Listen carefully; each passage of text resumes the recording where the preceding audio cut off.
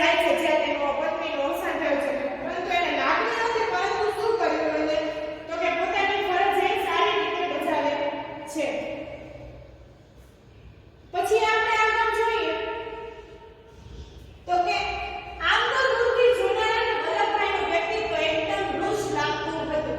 રૂષ એટલે શું થાય તો કે એ ખારા મગજના હોય અથવા તો કે કોઈ પ્રતિ અદાત દેવ હોય એવું તો વ્યક્તિત્વ લાગતું હતું. વ્યક્તિત્વ એટલે શું તો કે તેનું એની પહેચાન લાગી કે કોઈ આપણે હોય તો આપણે કોઈ પણ વ્યક્તિને જોઈ તો આપણને એમ લાગે કે આ વ્યક્તિ આવું હોય છે, એ વ્યક્તિ આવું એટલે કે એનું વ્યક્તિત્વ ઓળખાવી જાય છે.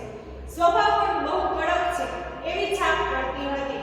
એટલે કડક અથવા તો કડક એટલે કેવો સ્વભાવ તો કે એનો સ્વભાવ એકદમ એવો ખારો કે આપણે કોઈ પણ એવો પ્રશ્ન પૂછશું તો એ આપણા માટે તરત જ એવા ગુસ્સાથી કહેશે અથવા તો ગુસ્સેથી જવાબ આપશે એવી છાપ હતી.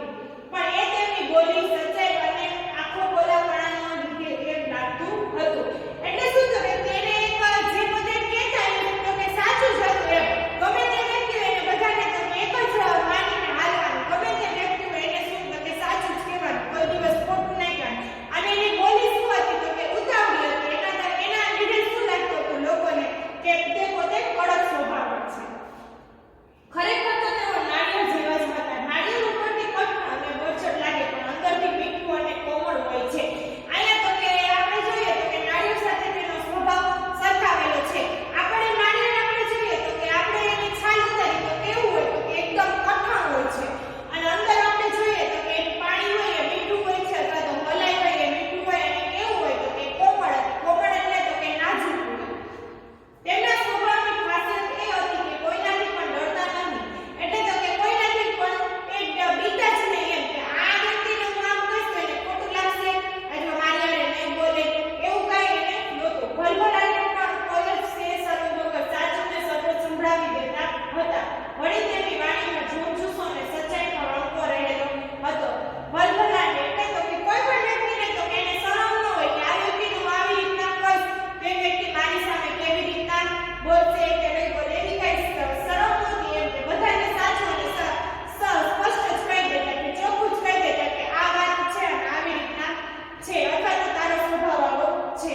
અને એની વાણી એટલે શું તો કે બોલી તો કે જોબ અને જુસ્સો અને સચ્ચાઈનો રંગો રહેલાતો હતો. એટલે તો કે એની બોલી સાચી હતી, તે કોઈ દિવસ ખોટું બોલતા નહોતા.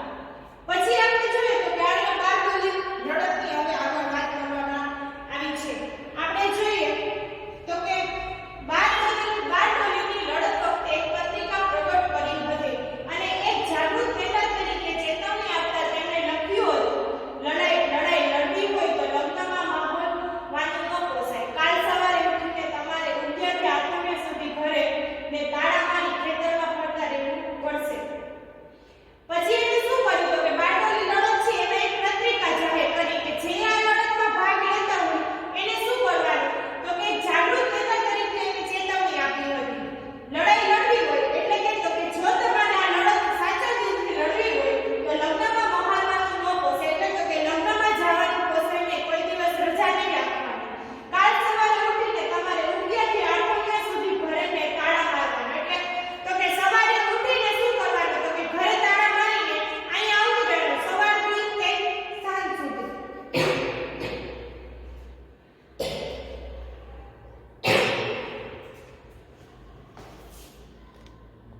સવારથી સાંજ સુધી